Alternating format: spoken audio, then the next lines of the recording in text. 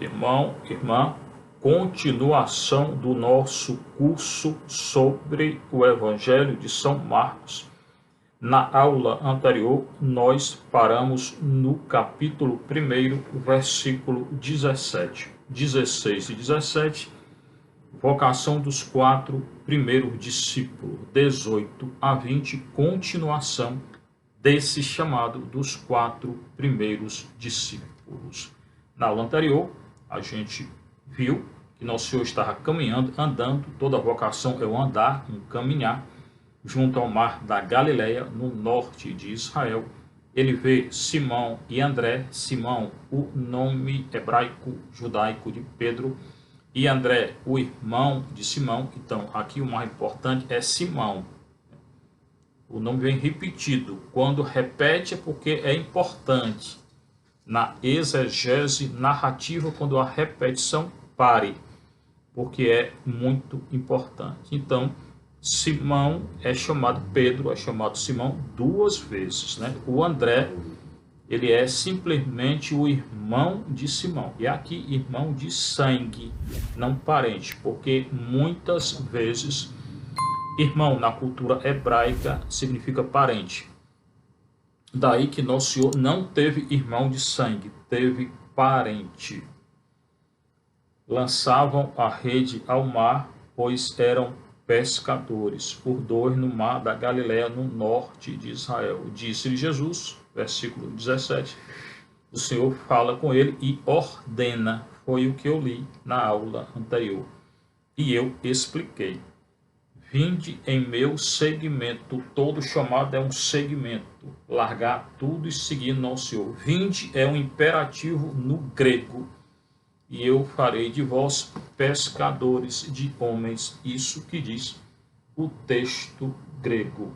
Kai eipen autois ho Jesus deute opissomu. Opissomu. Dietro de me. Depois, atrás de mim, né? O Senhor vai na frente. Cai, poieso rimas, genestai, halieis antropo. E eu farei futuro de vocês pescadores de homens, tá? Então, vinde em meu segmento, o Senhor vai na frente. Opissumu, né? Agora o versículo 18. E imediatamente eles não demoram na hora. A vocação em Marcos é imediata. O chamado de Simão e André, no imperativo, tem uma resposta. O Senhor chama no imperativo, ordena, e eles imediatamente deixam as redes, eram pescadores, e seguem Nosso Senhor. Versículo 19 agora. Um pouco adiante, vê Tiago, filho de Zebedeu, agora Tiago, o primeiro chamado é Tiago, e João, seu irmão. De novo, era Simão e André, o irmão de Simão. Aqui é Tiago, filho de Zebedeu, e João, seu irmão. Eles também no barco, consertando as redes. Outro barco era adiante, então eram 2 barcos. E logo o chamou. E ele deixando o pai Zebedeu, aqui é um acréscimo. Simão e André deixam as redes. Aqui, Tiago e João deixam o pai Zebedeu no barco com os empregados e partem no segmento de Nosso Senhor. Existe um crescendo de intensidade quando se passa da vocação, do chamado de Simão e André para o chamado de Tiago e João, porque Simão e André deixam as redes, Tiago e João deixam o pai no barco e seguem Nosso Senhor.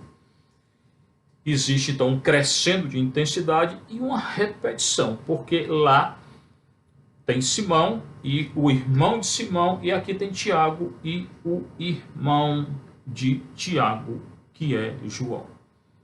Muito interessante esse chamado em Marcos. Nos ensina muito o que significa a vocação, como se deu o chamado e a vocação dos 4 primeiros discípulos.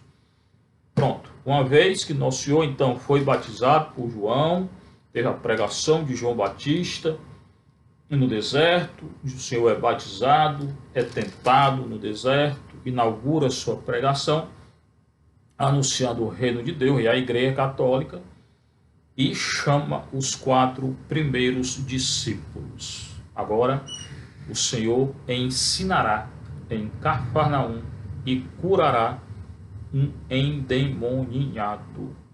São 2 coisas que caracterizam a vocação de nosso Senhor no Evangelho de Marcos. Em ensinar, ele é o mestre, o doutor, muito maior do que todos os fariseus e os escribas, porque o Senhor ensina com autoridade.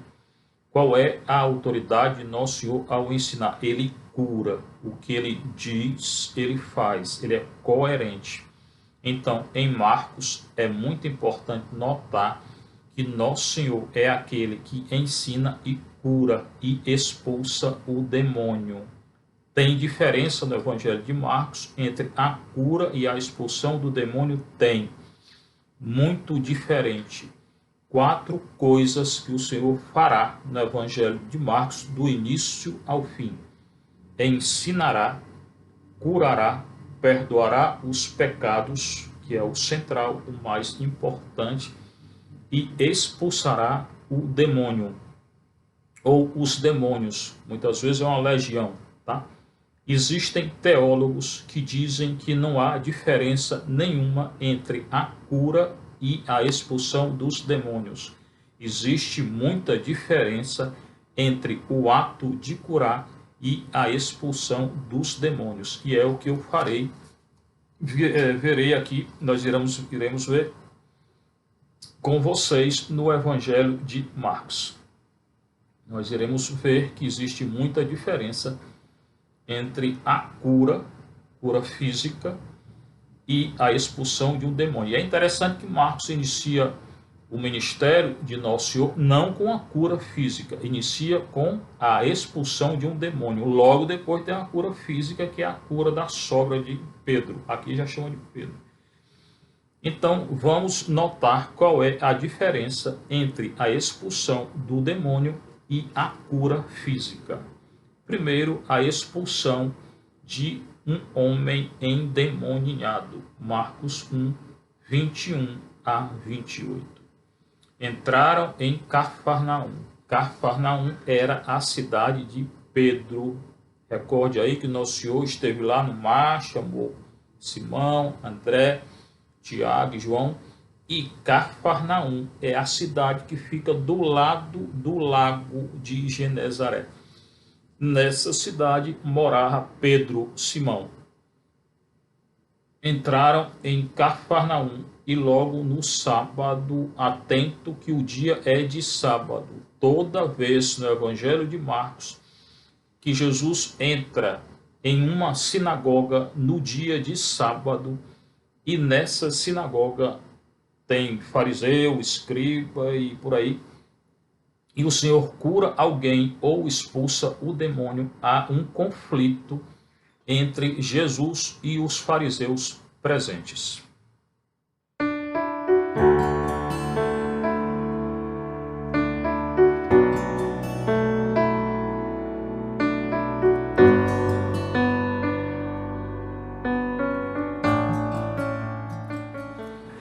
Então, o Senhor e os discípulos que ele havia chamado entram em Cafarnaum num dia de sábado. Logo no sábado foram à sinagoga. Entram em Cafarnaum e logo no sábado, não quer dizer que entrou no dia de sábado, logo no sábado foram à sinagoga. Recordo, quando é dia de sábado, sinagoga, tem fariseu na sinagoga e Jesus cura ou expulsa o demônio, fazendo algo que os fariseus impediram de fazer segundo a lei, há um conflito, aparecerá um conflito entre Jesus e os fariseus. Por quê? Porque no dia de sábado os fariseus dizem, segundo a lei, eles interpretam ao pé da letra Gênesis, que Deus descansou, está lá em Gênesis 1, 1 a 2, 4a, que Deus descansou de tudo aquilo que fez. Mas Nosso Senhor dirá no Evangelho de João que Deus não descansa. Não é que ele arma uma rede no céu e fica, né, descansando, tomando limonada. Não. O Pai não descansa nunca, nem Jesus descansa nunca. Jesus trabalha ergon. Ele faz obras, ergon, trabalho. Então Jesus trabalha e o Pai também. Mas os fariseus interpretavam ao pé da letra e com hipocrisia essa lei. Porque, na verdade, o fariseu, quando tinha um animal que caía num poço no dia de sábado, ele tirava o animal. E a rigor não poderia tirar, porque isso é um trabalho. Então, o fariseu, muitos, não todos, eram hipócritas e muitos, não todos, queriam seguir a lei ao pé da letra. Cuidado para não seguir a lei ao pé da letra. A lei foi feita para o homem, não o homem para a lei, dirá nosso Senhor. Então entram em Cafarnaum, cidade de Pedro, Simão, e logo no sábado, dia do sábado, foram à sinagoga, que era a Kahal, a eclesia dos judeus. E ali ele ensinava. Primeira característica de Jesus no Evangelho de Marcos: ele ensina, ele é um mestre. Não, o fariseu não é mestre. O mestre em Marcos é Jesus. O fariseu não é nada no Evangelho de Marcos. Estavam espantados com o seu ensinamento. Então entram na sinagoga, o dia é de sábado e Jesus ensina e todos lá espantados. Por quê? Porque surge então Jesus, começa a ensinar, não era fariseu, não era escriba, não tinha estudado com profundidade e ensina os doutores. Recorde que desde criança, lá no templo de Jerusalém, Jesus com 12 anos, ele 3 dias, a mãe Maria e José retornaram a Nazaré e ele ficou em Jerusalém. Encontram Jesus 3 dias depois ensinando no templo. Jesus ensina porque o único doutor é ele. No Evangelho de Marcos, ele é o único doutor. Estavam espantados com o seu ensinamento, pois ele os ensinava como quem tem autoridade. E tem autoridade, e provará que tem autoridade, porque vai expulsar o demônio. A demonstração da autoridade de Nosso Senhor é expulsar o demônio e curar. Tá? Então, se alguém perguntar qual é a prova em Marcos que Jesus tem autoridade de expulsar, que Jesus tem autoridade, a prova é que ele expulsa o demônio e ele cura. Está muito claro aqui. Pois ele os ensinava, versículo 22, como quem tem autoridade e não como os escribas. Os escribas são os fariseus. Por que esse nome escriba? Porque eles escreviam. Escriba é aquele que escreve.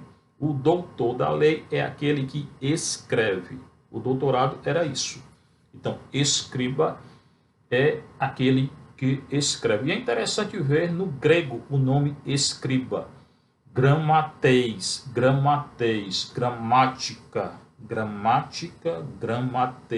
É aquele que escreve, que conhece a gramática, o escriba. Então, o escriba, fariseu, eram fariseus, conheciam a gramática, mas quem tinha autoridade era Nosso Senhor. Autoridade que se demonstrava na expulsão do demônio. Aqui vai ser claro. A autoridade dele é duas aqui: expulsar o demônio e, no dia de sábado, expulsar o demônio no dia de sábado. Jesus ele é além, ele está acima de uma instituição judaica que é o sábado. Aqui tem duas autoridades, Nosso Senhor. A autoridade aqui não é o dia do sábado, né? A autoridade é Nosso Senhor e a autoridade de expulsar o demônio. Então, o Senhor tem duas autoridades aqui. A autoridade de interpretar a lei judaica, porque ele é a nova lei, né? Em Mateus é claro, ele é o novo Moisés, a nova lei. Mateus 5 a 7, e a autoridade de expulsar o demônio. Essa autoridade na Igreja Católica continua até hoje no exorcismo. Hoje, todo sacerdote que recebeu o ministério de exorcismo pode exorcizar. Só que hoje na Igreja Católica tem que ter autorização por escrito do ordinário, do bispo. Então não se pode fazer exorcismo aí à torta e à direita. Tem que ter autorização por escrito do ordinário. Mas o sacerdote recebe, todo sacerdote recebe o ministério de exorcismo. Recordando, Nosso Senhor demonstra sua autoridade e demonstrará aqui a sua autoridade num exorcismo, expulsando o demônio. São duas as demonstrações de autoridade de Jesus nesses versículos. Ele interpreta a lei, ele é superior ao dia do sábado e ele expulsa o demônio.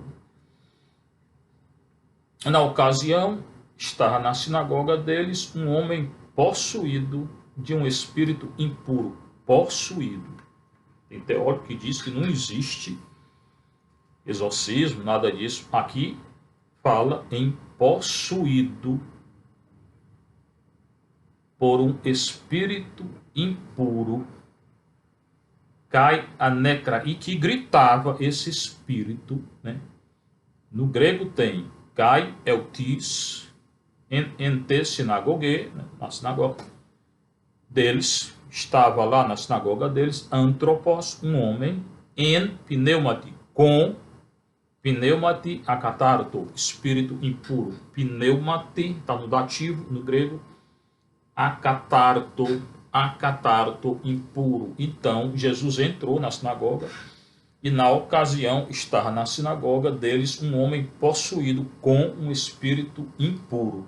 E esse homem é Kratsen, gritava, dizendo: que quer de nós, Jesus Nazareno? O homem possuído por um espírito impuro grita: que queres de nós, Jesus Nazareno? Vieste para arruinar-nos, sei quem tu és, o Santo de Deus. O demônio conhece quem é Jesus.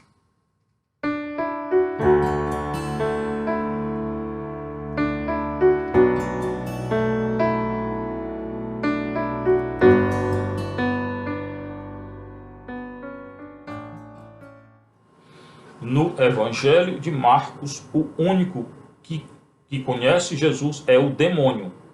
Os apóstolos não conhecem, ninguém conhece Jesus. Os escribas, os fariseus, os sábios, ninguém conhece quem é Jesus.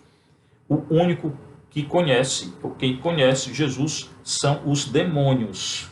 É o que está claro aqui no versículo 24. O homem possuído pelo espírito impuro, dizendo: que queres de nós? Gritava: que queres de nós, Jesus Nazareno? Vieste para arruinar-nos, sei quem tu és, o Santo de Deus. O demônio conhece quem é nosso Senhor. Sei quem tu és, o Santo de Deus. Pedro não conhece, nenhum deles. Pedro vai negar, Judas vai trair. Nenhum deles conhece quem é nosso Senhor, dos apóstolos. Maria conhecia, claro, né? Teve a encarnação, Lucas 1, 26 a 38. Mas aqui em Marcos não tem encarnação, que tem lá em Lucas. O único que conhece Jesus é o demônio, ou são os demônios. Que queres de nós, Jesus Nazareno? Vieste para arruinar-nos. Verdade, Jesus veio arruinar todos eles. Sei quem tu és, o Santo de Deus, é o que grita o demônio. Ti remin kaisoi, o que há entre nós e ti? Yesu Nazarene, Jesus de Nazaré. Eutes apolessa rimas, vieste para nos destruir, apolessa destruir. Oidá se tis ei. Conheço quem tu és. Oidá, conhecer. Eu conheço quem tu és, o Santo de Deus. Hagios tu teu, o Santo de Deus. Então, o demônio conhece quem é nosso Senhor. Jesus não conversa com ele. Aqui é uma grande lição para nós: não conversar nunca com o demônio, não conversar com Satanás. Aqui, espírito impuro, aqui chamado de espírito impuro. Jesus, porém, o conjurou severamente. Não fica conversando, dialogando, como aquela mulher lá, Eva, né, que foi conversar com a serpente e caiu. Um texto que será analisado no curso sobre Gênesis que eu darei.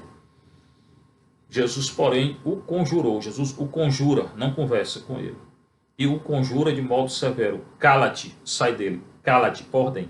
O exorcismo é uma ordem. E aqui existe uma grande diferença entre exorcismo e oração de libertação. Na oração de libertação não se pode mandar o demônio sair. Se mandar, não é mais oração de libertação, é exorcismo. No exorcismo, o que caracteriza o exorcismo é a ordem. Cala-te, sai. Quando eu ordeno o Satanás, isso não é mais oração de libertação, que muitos fazem, é um exorcismo. Então, atenção. Atento para não mandar sair ou expulsar, porque isso é um exorcismo. Até por brincadeira se configura exorcismo. Cala-te e sai dele. Então, o espírito impuro, o demônio, aqui é conhecido, reconhecido, chamado de espírito impuro. Impuro porque toda impureza vem dele. Sacudindo violentamente e soltando grande grito, deixou. Tem toda uma atmosfera de violência. O demônio grita. O Senhor o admoesta severamente. O Senhor ordena que saia. O espírito impuro sacode o homem violentamente, dá outro grito, já tinha gritado no início, e deixa o homem. Tem toda uma atmosfera de violência que na cura física não há. Veremos que tem uma grande diferença entre o exorcismo, que é um exemplo clássico de expulsão de demônio, e a cura. A cura é tudo tranquilo. O espírito não fala, não grita, não conhece Nosso Senhor, não tem ordem. O verbo para curar é um, para expulsar é outro. É muito diferente. Entre a expulsão do demônio, existe muita diferença entre a expulsão do demônio e a cura física. É bom estar atento e não confundir, como muitos teólogos aí ensinam erradamente, que é a mesma coisa, dizendo que a expulsão não existia, o demônio não existe, porque era uma doença, epilepsia. Aqui não fala em doença nem em epilepsia. Tá? Tem toda uma atmosfera de grito e tem a ordem para o espírito sair. Não tem doença física aqui. Pode ter sequelas na pessoa, mas aqui é bem diferente de uma cura física que será retratada na próxima aula. Todos então se admiram, perguntando uns aos outros: que é isto? Um novo ensinamento? Jesus estava ensinando na sinagoga. Com autoridade. Autoridade por quê? Porque ele expulsa o demônio. Então, aqui nesse texto está claro que a autoridade de Nosso Senhor é expulsar o demônio. Expulsar o demônio. Até mesmo aos espíritos impuros da ordem. Está claro? Uma ordem. E eles lhe obedecem. Então, para haver expulsão do demônio, tem que ter ordem. Para curar, não. Quando há uma expulsão do demônio, tem toda essa atmosfera de violência. Para curar, não. E o verbo no grego, para expulsar é um, para curar é outro. Jesus cura, terapeu é o verbo grego da cura. O expulsar é equibalo, balo ou qualquer outro verbo que denote uma ação e uma ordem. É bem diferente. Um novo ensinamento com autoridade, até mesmo aos espíritos impuros da ordens, e eles lhe obedecem. Imediatamente, de novo, o advérbio imediatamente. Quando convidou os discípulos, na verdade, uma ordem, imediatamente deixaram tudo e o seguiram. Aqui de novo, imediatamente a fama de Jesus se espalha por todo lugar, em toda a redondeza da Galileia. Recorde, Nosso Senhor está no norte de Israel, está na Galileia. Então, é um novo ensinamento com autoridade. Vamos ver qual é o verbo grego utilizado aqui para a expulsão do demônio. Cala-te e sai dele. Versículo 25. No grego, os dois verbos aqui, na verdade, o verbo para expulsão é sai dele. Versículo, autoridade Jesus exousia. Versículo 25, cala-te, sai dele. excelten, excelten. Então, o verbo procurar não é excelten e nem uma ordem. Aqui existe uma grande diferença a nível exegético entre cura e expulsão do demônio, que muitos teólogos colocam no mesmo patamar e não é. Colocam erradamente. O verbo grego é muito diferente. Aqui tem outros verbos para expulsar. Aqui é excelten, sai. E é ordem, excelten, é um imperativo. Tá? Excelten ex auto. Excelte, aqui é o imperativo, excelten é no versículo 26, é de sair, né? Primeiro, fimotete, cala-te, depois excelte, ex auto, sai dele. Bem, irmãos, hoje nós vimos a continuação do chamado dos discípulos e um ensinamento de Jesus com autoridade. Essa autoridade é um exorcismo. O Senhor esteja convosco. Bênção de Deus Todo-Poderoso, o Pai, o Filho e o Espírito Santo. Que a alegria do Senhor seja a nossa força. Fiquem em paz com o Senhor, em paz.